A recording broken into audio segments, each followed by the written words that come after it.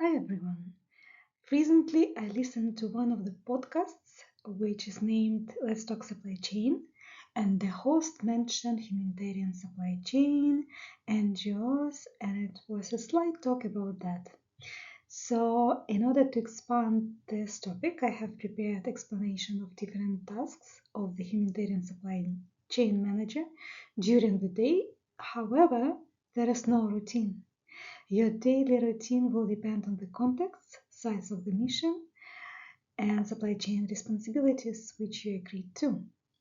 Here I have gathered possible and most common humanitarian supply chain activities, but they are not limited to those which I listed in my presentation. For instance, in South Sudan, my day usually started with sending the life-saving supplies to the bases by air or road.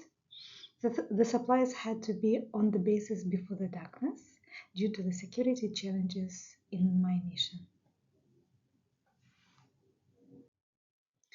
As I have mentioned already, in South Sudan, my day started from sending life-saving supplies to the bases, and it was 4 times per week. My day usually started at 4:45 in the morning when I received the weather and security update from the bases of Old Vangak and Q. The life-saving supplies mostly were sent by air to the bases where it was not possible to send by trucks due to the road conditions and insecurity.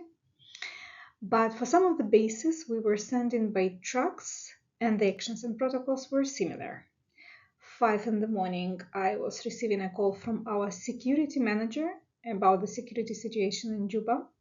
5:10 in the morning, the information was transferred to the contracted aviation company or to the contracted truck company. 5:30, it was time to go to the warehouse to load either the trucks or to prepare the supplies for the aviation company and load those supplies to 1-ton truck of the aviation company. At 6 o'clock in the morning, I was already at the airport loading supplies to the airplane together with my team and signing good to fly and handing over the permit to fly from the South Sudanese Military Authority to our pilot. As I mentioned before, we were also sending the supplies by road. We were sending the supplies to our bases in Malalkon, Alik, Paktab, Padiet.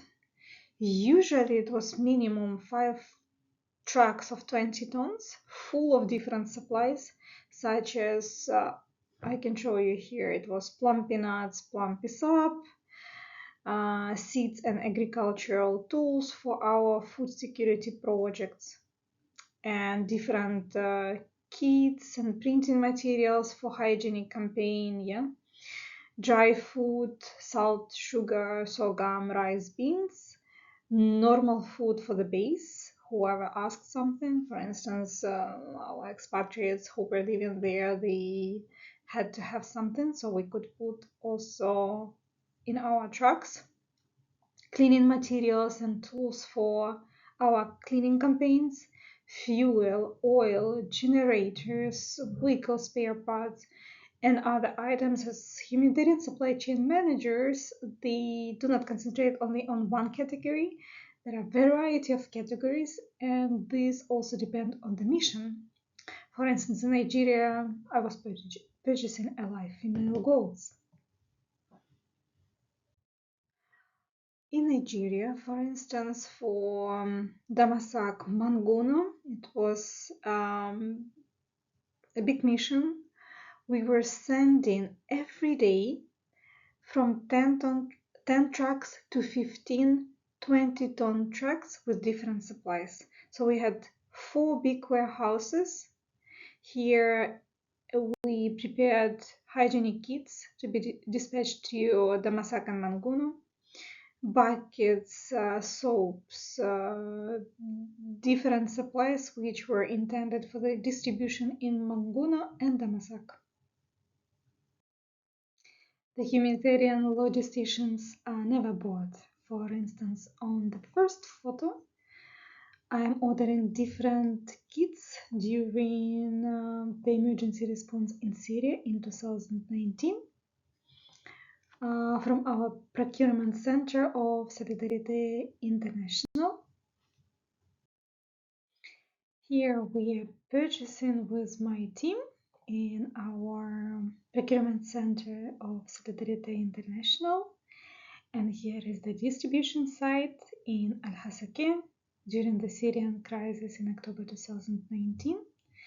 And how the distribution is going on, you can see on these two photos. So there were unusual tasks of supply chain manager, which was related specifically to this mission. So after sending the cargo by air or road, we are back to the office together with my team.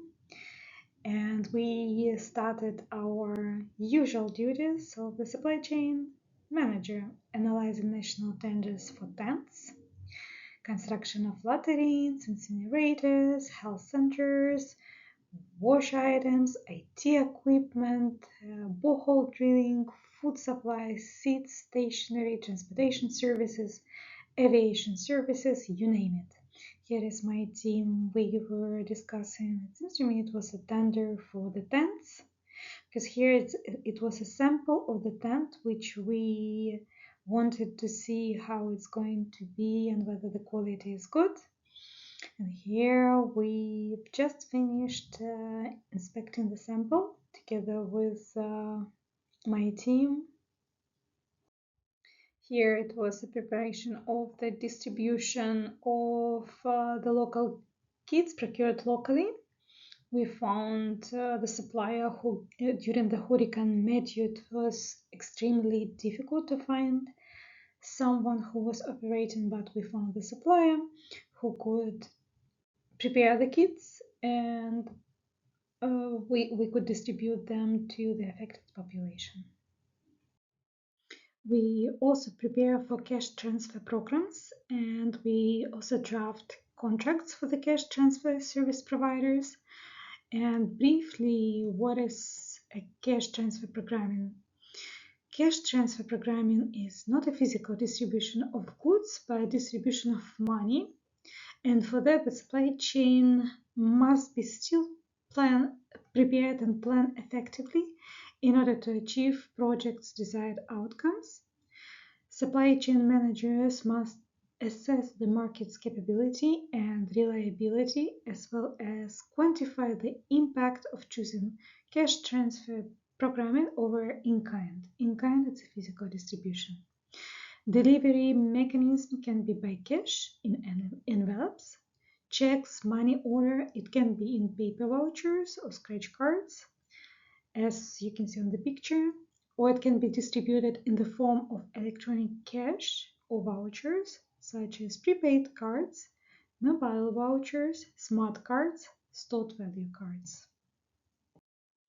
We can also receive trucks with donations from our partners, such as WFP, UN, and former USAID. On these pictures, I and my team, we were receiving the therapeutic food in Manguno, Nigeria, or we can receive also the drugs from the suppliers. Another big task which we as supply chain managers do together with our teams, we also prepare for auditors' visits, and everything should match on paper and physically. So here, as you can see, it was an USAID audit, and it was the audit of the warehouses. I will talk about that case study a bit later in my next videos. To be prepared for auditors' visits, I and my team and any humanitarian supply chain managers, they are performing inventory of our stocks. Here you can see we are all happy doing the inventory in our pharmacy. Here we were doing inventory of our therapeutic food in South Sudan. Here is Nigeria, here is South Sudan.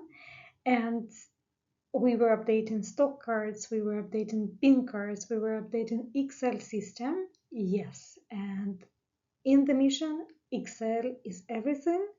It was before like this. Right now, I'm glad that humanitarian supply chain is introducing ERP systems, which are specifically created for the humanitarian supply chain. For instance, it was and it is Link, which is purchased by Solidarity International, if I'm not mistaken, and Action Against Hunger, who was the author of the Link, which is a great system, and hopefully it will assist not to have everything in Excel. My favorite part of my work was visits to our suppliers and to inspect what has been constructed, because you can see what you did, because you were preparing tender documents, then performing tenders, and then evaluating together with our engineers. But in fact, we are behind the scenes, and sometimes we do not see what is the result. So it was my favorite part to go to see our projects. And here is in Nigeria, I am inspecting the constructed clinic in Damasak. And as you can see, we already had patients there, and I'm talking to the doctor. Maybe they need to have something, so I can also convey this message to our management. Here we were inspecting the constructed latrines in Maiduguri together with our engineering team. What else do? We visit suppliers to check samples or to negotiate with our suppliers. For instance, here in Nigeria in 2018, I was negotiating with the suppliers of goats and food for the goats, to be sent for the distribution in one of our areas, where the women could grow that goats. They had a lot of male goats, but they didn't have in that area female goats. So in order to have the stock of the goats, we were purchasing female goats and sending to that area. We also conduct trainings for our suppliers. There was quite challenging task to do that, because we had to explain to our suppliers how to complete our tender documents, how to submit their tender documents without mistakes, and what we require from them in terms of tender documentation and samples. We visit different meetings, and we do other normal supply chain managers tasks, such as placing orders, organizing archives, preparing supply chain strategy, rolling out ERP systems new to humanitarian supply chain, develop or implement procedures, prepare project procurement plans to ensure the smooth humanitarian operations. Then we define performance metrics. We identify opportunities to reuse or recycle materials, to minimize consumption of new materials, minimize waste, or to convert wastes. We also organize warehouses and pharmacies, and I will do a separate video on establishing the pharmacies and warehouses in Nigeria, hopefully in the nearest future. So if you like this video, click on like and subscribe. Thank you for watching.